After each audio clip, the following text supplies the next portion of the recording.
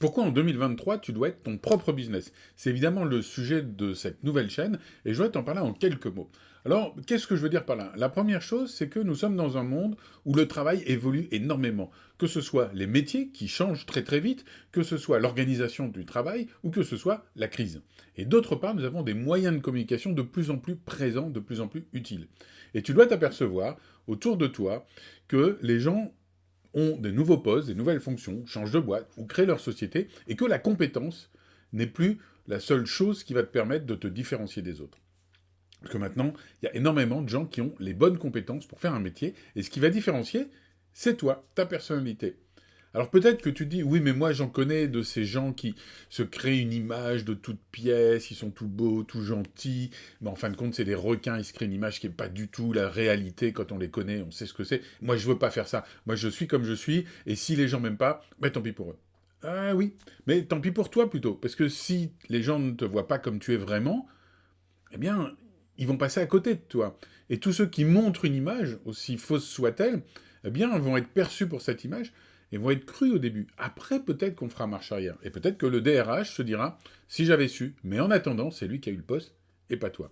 Aussi, ce que je te demande de bien voir, c'est que aujourd'hui, dans cette période où le management, la gestion humaine, la communication, l'interrelation entre les services, entre les personnes, et même la concurrence quand tu es indépendant de plein de gens qui ont les mêmes compétences que toi, moi je viens du monde du coaching et je le vois, eh bien fait que les gens doivent s'intéresser à toi. C'est toi qu'ils doivent avoir envie d'avoir, et donc c'est toi que tu dois mettre en avant. Ce qui te permettra, si tu changes de job ou si en tant qu'indépendant tu changes d'activité, que les gens te suivent parce qu'ils sont passionnés non pas par ton activité ou ta compétence, mais par toi. Évidemment, il faut être compétent, je n'ai pas dit le contraire. Juste un petit mot sur moi quand même, si tu ne me connais pas, je suis Olivier Parent, et je ne suis pas là pour te dire j'ai réussi, suis-moi, et je vais te dire comment gagner des millions en 3 mois, comment prospecter en illimité. Moi, j'ai pas de science infuse, j'ai pas la solution miracle qui est la même pour tout le monde. Je viens d'une formation de coach, de coaching systémique pour être plus précis. Et du coup, mon propos ici est de t'accompagner en ouvrant des portes.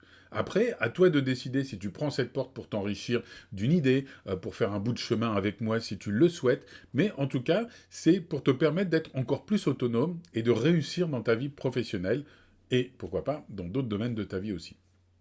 Mais revenons au sujet pour aller très vite dans cette petite épisode d'introduction. L'important, c'est qu'effectivement, il y a des gens qui utilisent leur image de manière artificielle. Mais c'est pas pour autant que toi, tu dois le faire de la même manière. Maintenant, imagine ceci. Imagine que tu puisses créer une image qui fasse que le recruteur, ton N plus 1, ou un client, si tu es indépendant, quand il voit cette image, se dise ce gars, je l'aime pour ce qu'il est, pour ce qu'il représente, pour les valeurs qu'il a.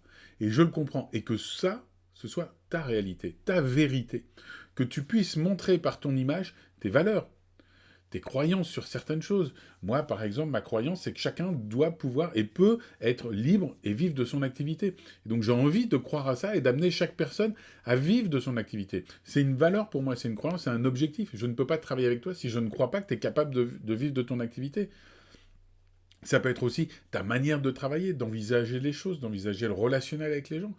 Si les gens t'apprécient pour ce que tu es vraiment, parce que tu leur montres, plutôt que espérer qu'ils le découvrent par eux-mêmes, évidemment, tu vas gagner un temps énorme, parce que tu le sais très bien. Aujourd'hui, on prend son téléphone, on regarde le profil LinkedIn d'un gars, et puis ça s'arrête là. Et si ton profil, t'as 3 Candy Crush et 4 blagues pas drôles, euh, ça va pas donner la même chose que si tu es, je sais pas moi, coach sportif et que sur ton mur, il y a des articles intéressants sur la dérive du coaching sportif, ce qui montre que t'es pas un peu comme tout le monde et que tu as une vision très claire, sur des réflexions personnelles que tu mets, sur des articles de fond. Eh bien, évidemment, ça donnera une image différente. C'est toi qui vas construire cette image.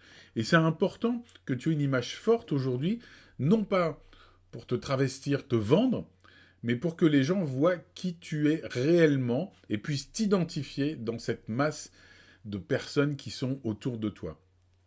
La communication tue la communication. Hein. À l'origine, on disait l'information tue l'information, mais c'est ça. C'est quoi ta différence qui va faire que tu vas être différent de tous les autres? Et c'est le propos à travers le personal branding, à travers le leadership, à travers la communication, à travers le management. C'est le même propos. c'est comment faire que les gens t'apprécient pour qui tu es et pour que tu leur apportes un maximum de choses, parce que je fais partie de ces gens qui pensent que nous sommes dans un système interactionnel et que même si je suis très égoïste et que je veux réussir, ça ne passera dans le futur que par la réussite des autres.